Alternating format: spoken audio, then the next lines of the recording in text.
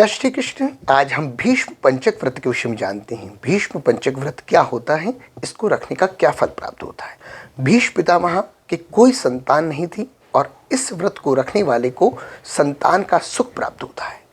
भीष्म पितामह वाणों की शैया पर थे और भीष्म पितामह को जब प्यास लगी तो उन्होंने जल के लिए कहा और अर्जुन ने जल को प्राप्त कराने के लिए तीर को पृथ्वी पर छोड़ा और वो बाण से एक गंगा की धारा निकली और वो सीधी भीष्म पितामह के मुख में गई और भीष्म पितामह उस जल की धारा से तृप्त हुए और उस दिन भीष्म एकादशी रूपेण वो व्रत को प्रारंभ करने के लिए भगवान कृष्ण ने कहा। भगवान कृष्ण कहते हैं कार्तिक शुक्ल पक्ष की एकादशी तिथि से लेकर कार्तिक शुक्ल पूर्णिमा तक एक दीपक को प्रज्वलित किया जाना चाहिए।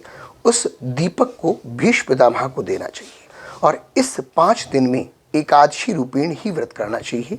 अन्न का प्रयोग नहीं होना चाहिए और इस व्रत को जो करता है उसको दाम्पत्य सुख का प्राप्ति होती है, संतान के सुख की प्राप्ति होती है, घर में सुख समृद्धि की प्राप्ति होती है।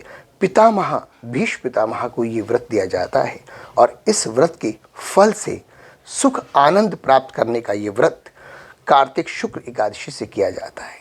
और इस व्रत को भगवान कृष्ण कहते हैं कि जो इस व्रत को रखेगा और इस व्रत को रखने से उसके घर में सब प्रकार के आनंद आएंगे। एक जो दीपक प्रज्वलित किया जाता है भीष्म पितामह के लिए, उसमें 5 चीज़ें विशेष रूपेण दी जाती हैं।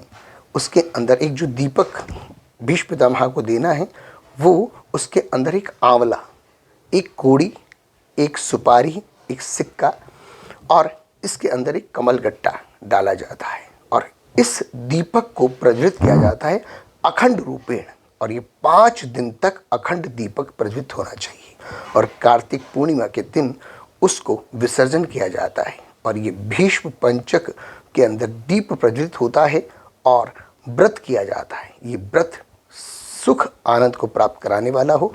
आप इसे अवश्य करें और इस दिन दीप दान अवश्य करें। जय श्री कृष्ण। आप मेरे YouTube चैनल को भी सब्सक्राइब करें और अच्छी वीडियो लगी है इसको आप शेयर करें। जय श्री कृष्ण।